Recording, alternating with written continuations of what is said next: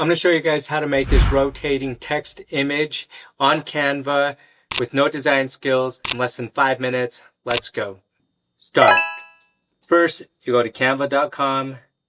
Then you go to Instagram story. So you can just search Instagram story and then you hit blank.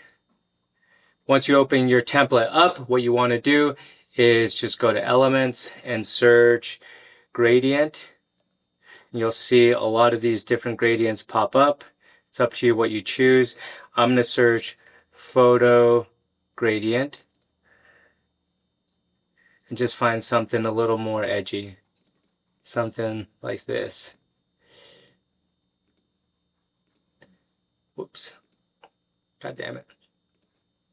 Okay. Film texture. I'm going to search film texture. I gotta do this fast. This looks kind of fun. There's the one that I used earlier. I think it was this one.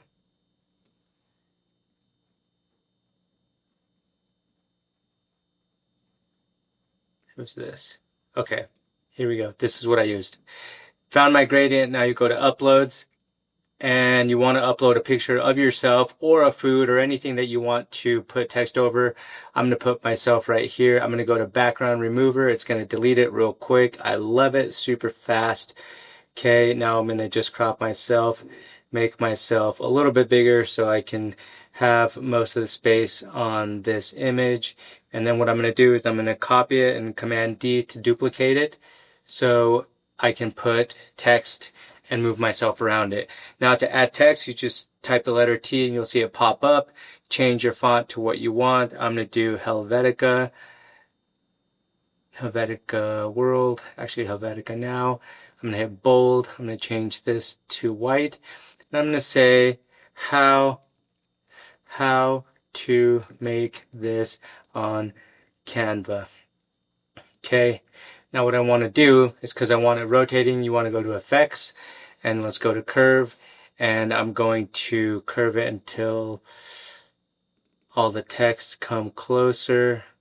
So let's see what that's going to take. Right around here. Okay. So now that I have the size that I want, something like this, let's make it just a tad bit bigger. Okay. I'm going to drag myself a little bit down. Okay, this text, what we're going to do is we're going to animate the text now and we're going to rotate it, and you can see it's already doing it. So we're going to leave it as it is, and now I'm going to click on myself and I'm going to go Command bracket all the way forward, because that's how you bring your layers forward.